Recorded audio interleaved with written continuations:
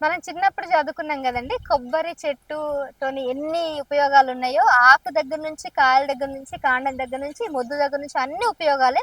కొబ్బరి చెట్లు ఏదొచ్చినా కూడా ప్రతీది కూడా ఉపయోగపడుతుందని అంటారు. సో, ఆఖరికి ఇది ఉంది కదా! దీన్ని కూడా కొబ్బరి చీపుర్లు చేస్తారు, నార చేస్తారు, ఆకులు తోని బుట్టలు తయారు చేస్తారు. కొబ్బరి నీళ్ళు అవసరం. కొబ్బరికాయలతోని దేవుడికి వెళ్తాము. కొబ్బరి పూతతోని ఎన్నో వంటకాలు చేస్తాము. సో, ఈ విధంగా అన్ని రకాలుగా ఈ కొబ్బరి చెట్టు అనేది మనకు ఉపయోగపడుతుంది. సో, కొబ్బరి చెట్లు ఈ మధ్య కాలంలో చాలా తక్కువైపోతున్నాయి. కానీ ఇక్కడ మన వాళ్ళైతే బాగానే పండిస్తున్నారు. సరే ఎందుకు సార్ జనరల్‌గా కొబ్బరి చెట్లు తగ్గిపోతున్నాయి? కారణం ఏంటంటే ఎక్కి కోసేవాళ్ళు లేకనా? ఎక్కి కోసేవాళ్ళకి ఒకటి, మెయింటెనెన్స్ చేయకపోతే.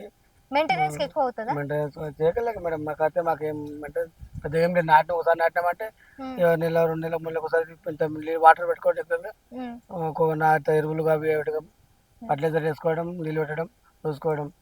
ఇంత హైట్ పెరగాలంటే ఎన్ని ఎన్ని సంవత్సరాలు ఇది పడతది? 15 ఇయర్స్ ఇది 15 ఏళ్ల క్రితం 10 వేసింది. ఇప్పుడు ఇంత పెద్దగా అయింది. ఇంత పెద్దగా అయింది.